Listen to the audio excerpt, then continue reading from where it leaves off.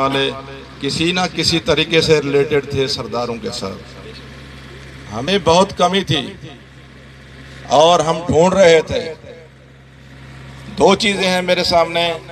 سب سے پہلی بات تو یہ ہے کہ چیف سردار دھنی با خان مرحوم صاحب نے ان سرداروں کو، ان لوگوں کو ایک تماچا آ کے مارا ان کے منہ کے اوپر، جو ہمیں تانا دیتے تھے کہ میں وہ سردار ہوں، آپ جتنے سردار ہیں ان سرداروں کا سردار بھی ہوں اور بلوچوں کا باپ بھی ہوں. ہم ان کا یہ احسان کبھی نہیں بھول سکتے. اس کے بعد انہوں نے ہماری پوری قوم کو ایک شناخت بخشی کہ لاشاری جو ہیں حلب سے لے کر ایران سے انڈیا تک، افغانستان تک جو ہے نا، سب سے زیادہ بھی ہیں، پاورفل بھی ہیں، اور میں ان کا وارث بھی ہوں اور طاقت بھی رکھتا ہوں اور وارث رہوں گا ان کا.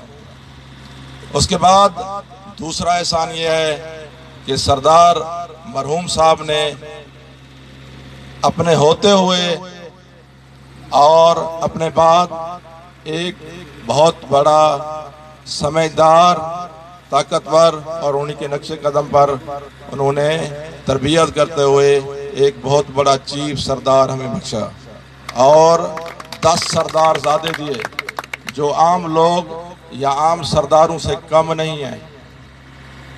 میں جتنا تعریف کروں سردار زادوں کی یا اپنے چیف سردار صاحب کی بہت کم ہے، اور یہ میرے لیے، پوری قوم کے لیے فخر کی بات ہے.